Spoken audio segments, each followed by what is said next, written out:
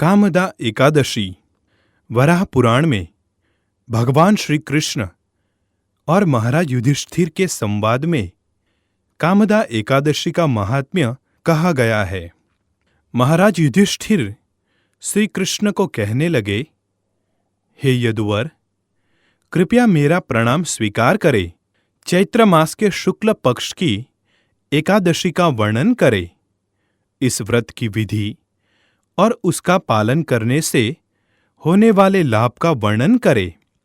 भगवान श्री कृष्ण ने कहा, प्रिय युधिष्ठिर महाराज, पुराणों में वर्णित एकादशी का महात्म्य सुनो। एक बार प्रभु रामचंद्र के पितामह महाराज दिलीप ने अपने गुरु वशिष्ठ को यही प्रश्न पूछा था। वशिष्ठ जी ने कहा, हे राजन, निश्चित आपकी इच्छा पूर्ण करूंगा। इस एकादशी को कामदा कहते हैं। इस व्रत के पालन से सभी पाप जलकर भस्म हो जाते हैं और व्रत के पालन करने वाले को पुत्र प्राप्ति होती है।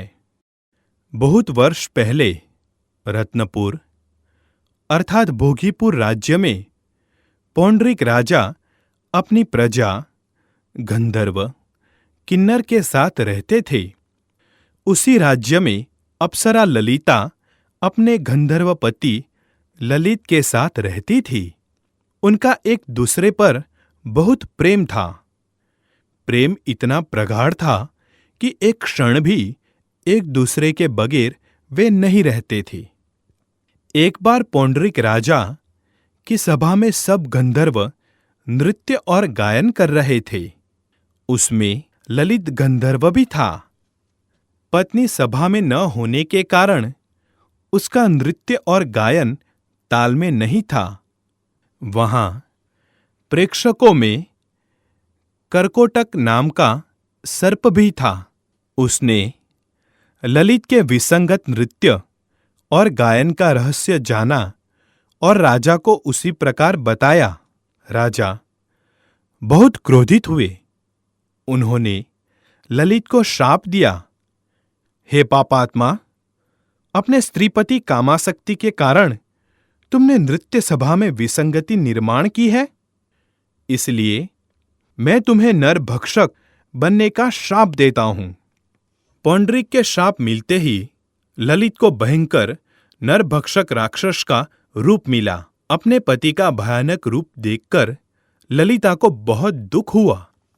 फिर भी सभी मर्यादाएं छोड़कर वो अपने पति के साथ वन में रहने लगी। वन में भ्रमण करते हुए विंध्य पर्वत के शिखर पर पवित्र श्रृंगी ऋषि का आश्रम ललिता ने देखा और तुरंत आश्रम में जाकर ऋषि के सामने उसने प्रणाम किया। उसे देखकर श्रृंगी ऋषि ने पूछा, तुम कौन हो? तुम्हारे पिता कौन है? तुम यहां किस कारण से आई हो? ललिता ने कहा, हे ऋषिवर, मैं ललिता वृंदावन गंधर्व की कन्या हूं। अपने शापित पति के साथ मैं यहां आई हूं।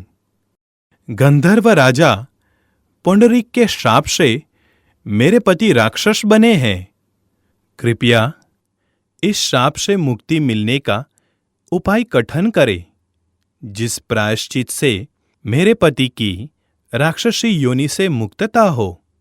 ललिता की नम्र विनंती सुनकर श्रृंगी ऋषि ने कहा, हे गंधर्व कन्या, कुछ ही दिनों में चैत्र मास के शुक्ल पक्ष की कामदा एकादशी आएगी।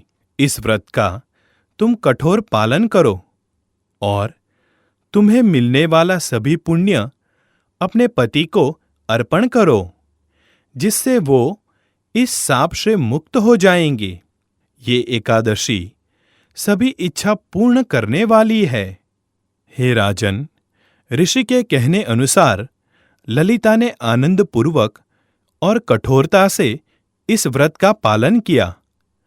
द्वादशी के दिन भगवान वासुदेव और ब्राह्मणों के समक्ष उसने कहा, मैंने अपने पति की श्राप से मुक्तता कराने के लिए इसका पालन किया है। इस व्रत के प्रभाव से मेरे पति शाप मुक्त हो जाएं। और आश्चर्य नरभक्षक ललित पुनः गंधर्व बना। उसके बाद ललिता और ललित सुख से रहने लगे। भगवान श्री कृष्ण ने कहा, हे युधिष्ठिर महाराज, हे राजेश्वर, जो कोई भी इस अद्भुत कथा का श्रवण करेगा और अपनी क्षमता के साथ इसका पालन करेगा, वो ब्रह्म हत्या के पातक से और आसुरी श्राप से मुक्त हो जाएगा।